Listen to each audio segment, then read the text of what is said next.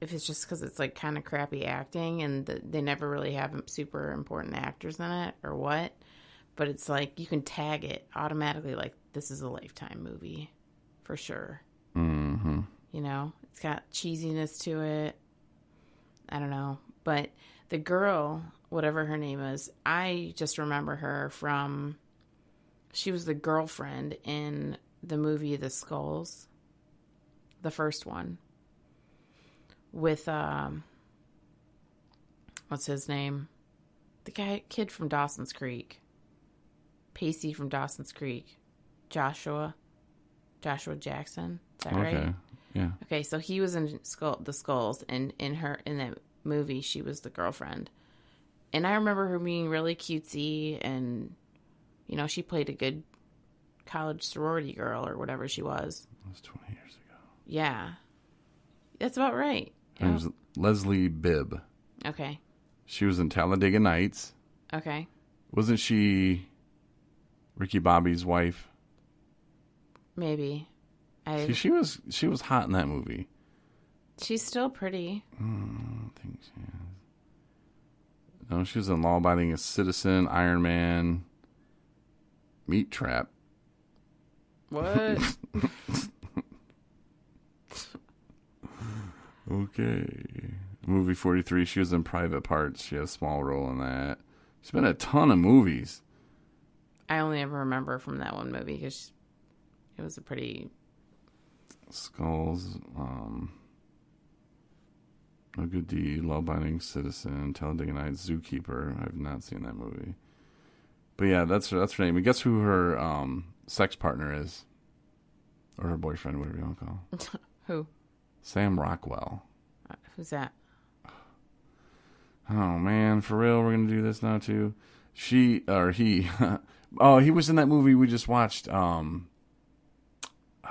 It was like the Black Movie Month or whatever. It was like Black Movie, where all the movies were like black movies.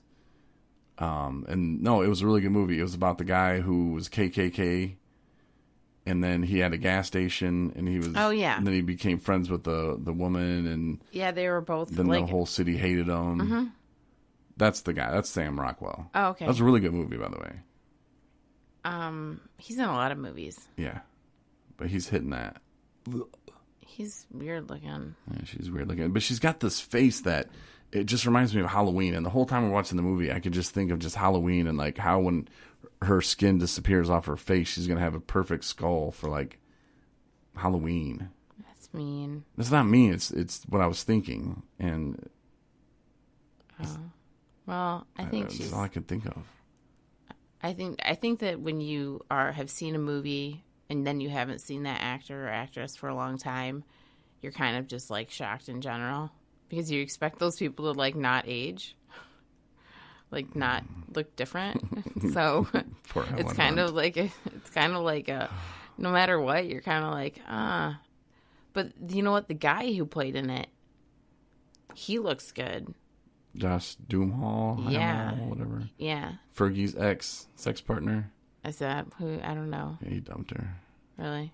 He was in a lot of movies, like all those like Crush movies or whatever, where he plays like he plays in that movie where he's a celebrity and he goes out to a farm. The Haven? No. Transformers? No. Keep going. Hold on, we're gonna get this right. When in Rome? No. Life as We Know It? No. Win a Date with Tab? Yes, that's it. Hamilton. Yeah. Yep. And she is this country girl, and he's a celebrity, and she somehow wins this thing where he comes out to like spend time with her, and they end up like falling in love. And so he's in that movie. Kind of like the same farmer boy kind of look to him. He should play a killer in a movie. Because he looked like a killer in The Lost Husband. You think so? Yeah.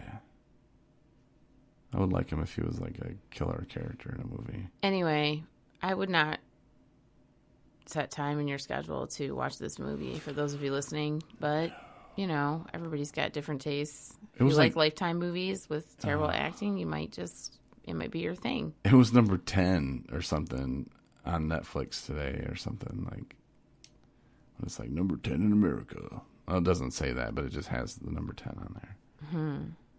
Yeah, skip over that one for sure. Like, take a nap. Take a nap, you have a better time. But that movie was horrible. So yesterday, get back to the serious stuff.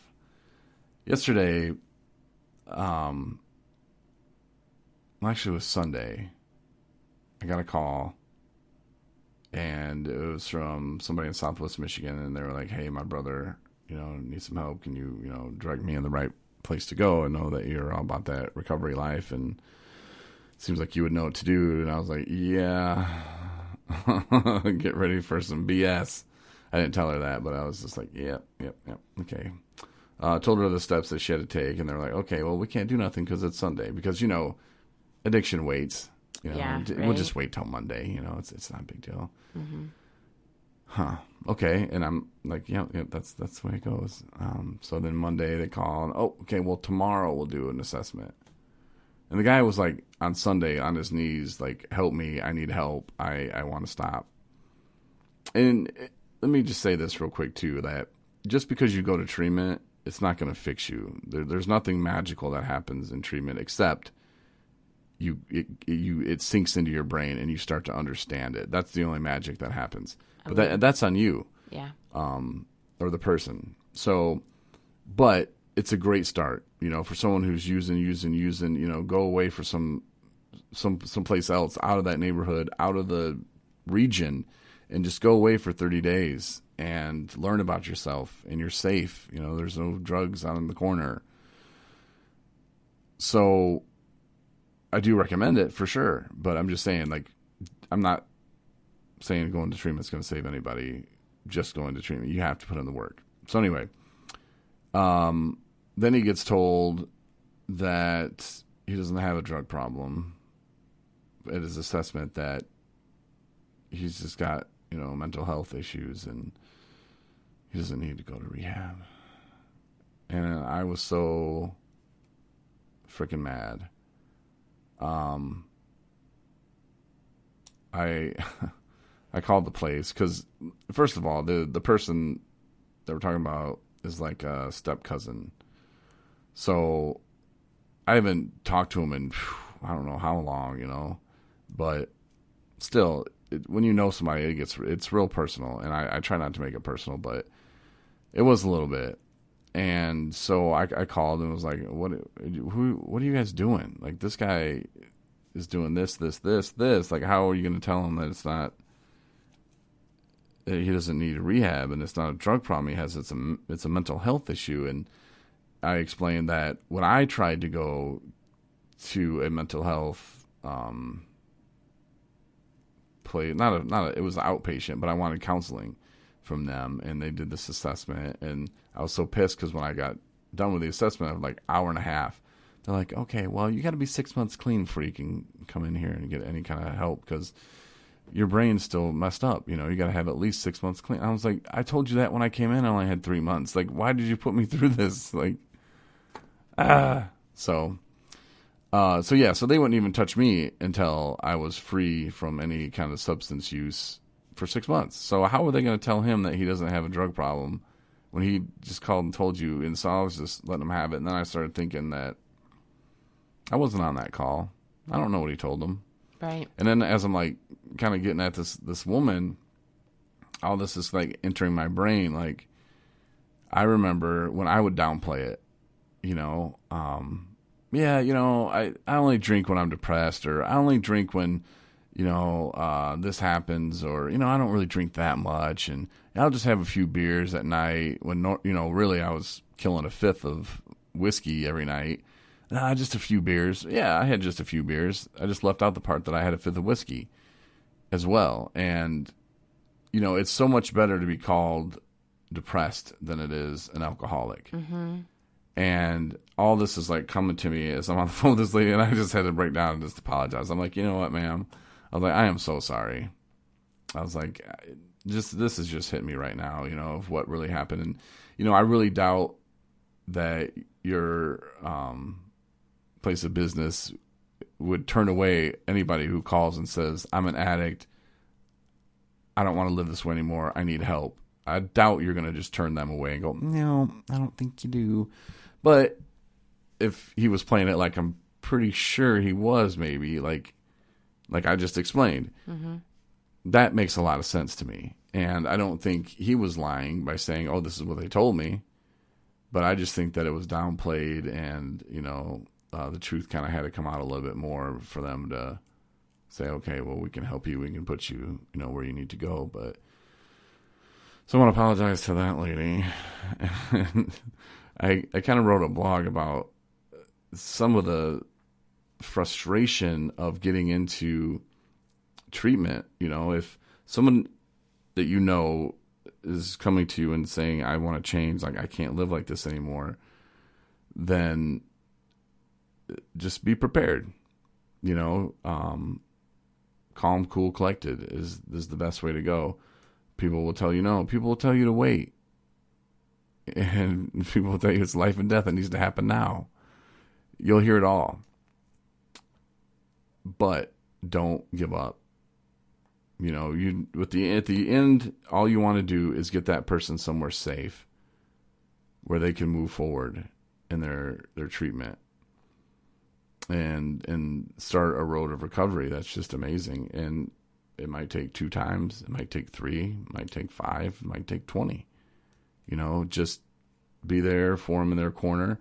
My other cousin, she just felt like she was enabling them almost. She's like, when I want to help them, but it seems like I'm enabling them and I don't know what to do. And, she thanked me a lot and said, thanks for kind of calming me down, because she would hit those roadblocks and just kind of lose her mind and be like, what? And then she wasn't sure she could trust her brother. So she was like, I don't know. And I'm like, just for, if he lied to you, hey, that's okay, cool. Right now is not the time to go pick up the phone and cuss him out. Let's just move forward with the plan. And it's frustrating. And the blog I wrote was about the hospital. There was a place that was called, and they told him, because he was like, I can't do it. I don't want to, and they told him, just go to the emergency room. So I was like, okay, I know what's gonna happen here, and that did happen. They told him, well, we're not detox, we're not a rehab, so go home, get out of here. And then, of course, that left them feeling like, nobody cares. And when you go to an ER and you're looking for help like that, they'll admit you. And then so you're telling the department and the people that are admitting you to the hospital, you're pouring your heart out to them. Then the nurses come and you're pouring your heart out to them. Then the doctor comes, you're probably doing the same thing again to him. And then you're just told, we're not a detox, we're not a rehab, go home. Nothing we can do for you. You just feel like, I just told you all this stuff and nobody's going to help me. It's very, very, very discouraging. It's embarrassing. You feel alone. You feel like nobody cares. I might as well go back and just do some more drugs. There's supposed to be like an ER social worker liaison type person. I think. I mean, I know that I've been hospitalized, and someone does come in and talk to you about, would you like information about treatment programs? I've had that happen. So those do exist, but not as often as you'd think, or you'd hope. Yeah. And plus, where are you at? Where are you at when you're listening to that? Because ERs, they want to get you. They don't want to have you be a patient there for, admit you to the hospital for any kind of extensive amount of time. They'll get you hydrated and make sure that you're not going to die if you're an alcoholic, because, you can die from alcohol withdrawals. Like, they kept me for sometimes days, which is crazy. But, yeah, I mean, they want to get you, back out into, off their floor for another bed for somebody who's, life's currently at stake. We have work to do once we leave there, is the thing.